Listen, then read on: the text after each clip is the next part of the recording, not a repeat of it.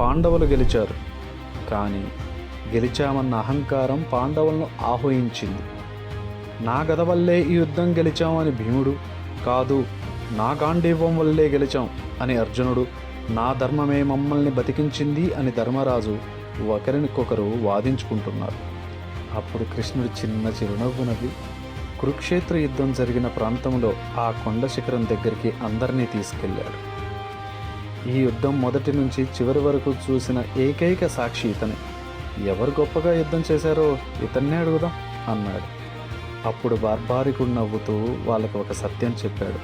తాత, మీరు భ్రమపడుతున్నారు. ఈ యుద్ధంలో నాకు ఎవరి పరాక్రమమూ కనిపించలేదు.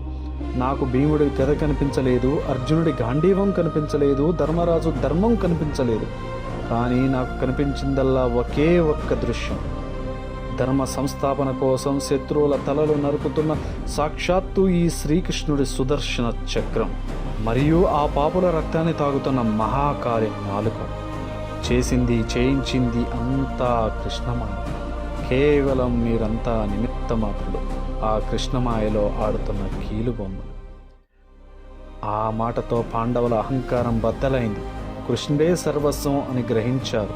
బార్బారికుడి త్యాగానికి భక్తికి మెచ్చిన శ్రీకృష్ణుడు, ఓ బార్బారిక, నీ త్యాగం అమోఘం. కలియుగంలో ధర్మం నశించినప్పుడు సర్వం కోల్పోయి ఓడిపోయిన ప్రతి వాడికి నువ్వే అండగా నిలుస్తావు. శ్యామ్ అనే పేరుతో నువ్వు పూజలు అందుకుంటావు అని వరం ఇచ్చాడు. అలా కృష్ణుడు వరం పొందిన ఆ వీరుడే ఈ రాజస్థాన్లో హారేక సహారా అని పిలువబడుతూ లక్షలాది మంది పూజలు అందుకుంటున్న శ్రీ ఖాటు శ్యామ్ బాబా. ఇది ఒక త్యాగధనుడి గాథ. ఇది ఒక ఇతిహాసపు పుటల్లో దాగిపోయిన సత్యం. మరిన్ని అద్భుతమైన కథల కోసం చూస్తూనే ఉండండి. కథ చెప్తా.